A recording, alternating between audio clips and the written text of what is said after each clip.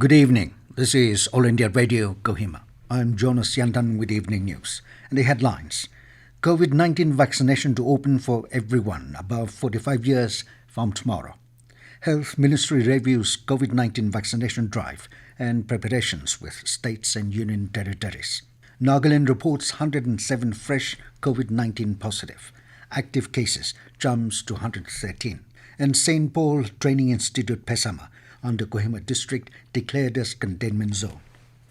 As the number of COVID cases are on the rise again, we appeal to our listeners not to lower the guard, follow all the precautions, and all those above 45 years to get vaccinated without any hesitation. Stay safe and protected by following these 3 simple steps. Wear a face mask, focus on hand and face hygiene, and maintain a distance of 2 yards for social distancing. Now the news in detail. COVID-19 vaccination will be open for everyone aged above 45 years from tomorrow, irrespective of comorbidity. People born before 1st January 1977 are eligible for this phase of vaccination. The comorbidities clause has been removed to make the system simpler. The Go-Win system is open for registration and for booking of appointment of all persons of 45 years and above. On-site registration of such persons will also be permissible. If a beneficiary has taken an online appointment for vaccination on Go-Win, then there is no need to take any further appointment at private or public hospitals. If any hospital does not follow these guidelines of vaccination, one must lodge a complaint at toll-free number 1075. Union Health Secretary Rajesh Bhushan today reviewed the COVID-19 vaccination drive and preparations with all states and union territories. From tomorrow, the COVID-19 vaccination is open for everyone aged above 45 years, irrespective of comorbidity. The meeting focused on the identification of low vaccine coverage pockets, particularly in districts showing COVID surge, and for taking corrective actions there.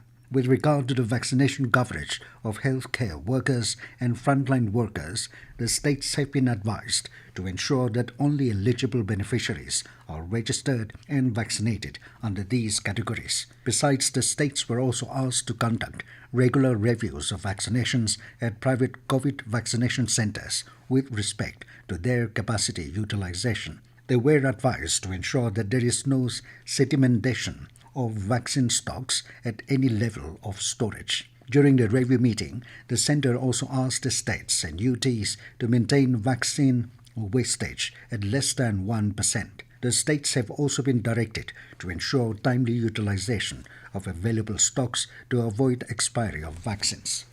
Nagaland reported a single highest day COVID-19 positive cases today after nearly a gap of more than a month when the state have been reporting single-digit cases or no cases. Health and Family Welfare Minister S. Pangyapam in a tweet said 107 cases of COVID-19 have been reported from Kohima. Health Department COVID-19 Bulletin stated that the cases were detected among traced contacts.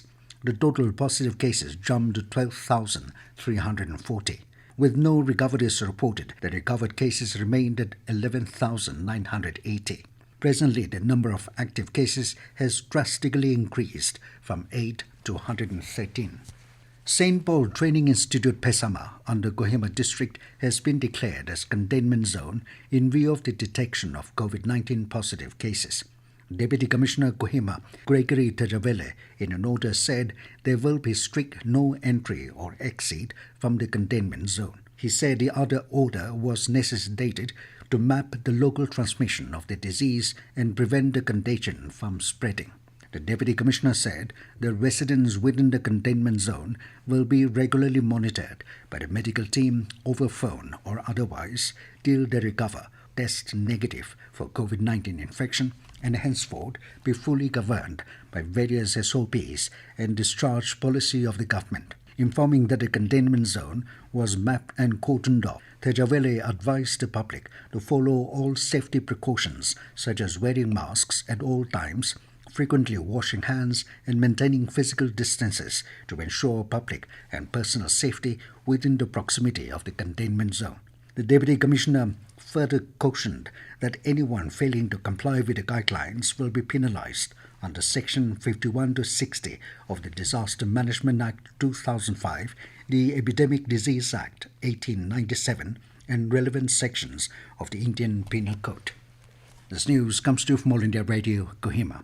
You can also listen to this news bulletin on our YouTube channel, AIR News Kohima. A group of Nagaland BJP legislators, led by Deputy Chief Minister Y. Bulletin, yesterday met with Assam's Minister and NEDA convener Himanta Biswa Sarma at Guwahati. Media cell of Deputy Chief Minister stated that the delegation had a meaningful discussion on various issues pertaining to both the states and shared visions of BJP for the progress and development of the Northeast India under plethora visionary program initiated by Prime Minister Narendra Modi, including India's Act East policy. Extending best wishes to Chief Minister Sarbananda Sonowal and the party in the ongoing assembly elections, the team expressed hope that BJP in Assam will come back stronger with a landslide victory. NEDA convener also thanked the delegation for their visit and said that the Goodwill Mission will be seen as a good sign of unity and strength within the party in the region. Deputy Chief Minister was accompanied by Minister Kashio Sangdam, advisors Dr. Longriniken, Kajeto Kinimi, and H. Haing.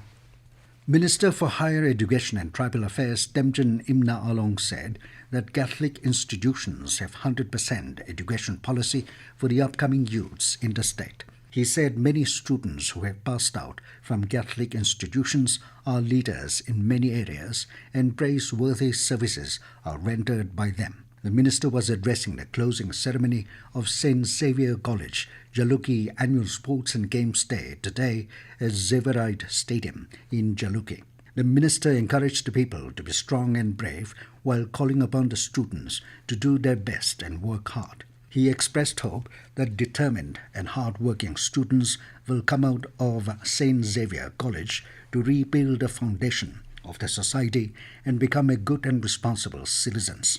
Lamenting on the 22nd March Lamhai Namti village gruesome incident, Along said it is unacceptable and urged the gathering to condemn such kind of heinous act. The Naga Headgear, which carries the unique identity of the Nagas, reaching every nook and corner of the globe, is on the verge of disappearing, as there are only few individuals left who are into this art. However, to make this masterpiece, the tribesmen not only face problem in making the headgears, but also face problem due to dwindling of resources.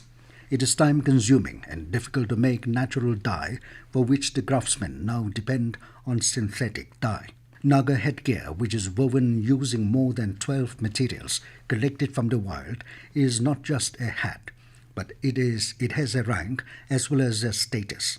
Few decades ago, one headgear cost around 1,000 to 5,000, but now it is costing nearly 12,000 to 20,000 rupees. A recipient of National Award in making Naga Headgear in 1986, Bukhayo Kemungan, 63 years old, who still impressed onto this art by opening a handicraft store in Trensang Town, said, even with the current rate of cost, it is difficult to manage as materials are not available. Bukhayo, who received a one-time pension salary of 21,000 rupees from the government, has opened his craft store to teach any youngster who is interested in it, so that this unique art of craft is not lost with time. And now to end the news, here are the main points again. COVID-19 vaccination to open for everyone above 45 years from tomorrow. Health Ministry reviews COVID-19 vaccination drive and preparations with states and union territories. Nagaland reports 107 fresh COVID-19 positive. Active cases jumps to 113. And St. Paul Training Institute Phesama under Kohima district declared as Containment Zone. That is all we have in this evening news bulletin. Good night.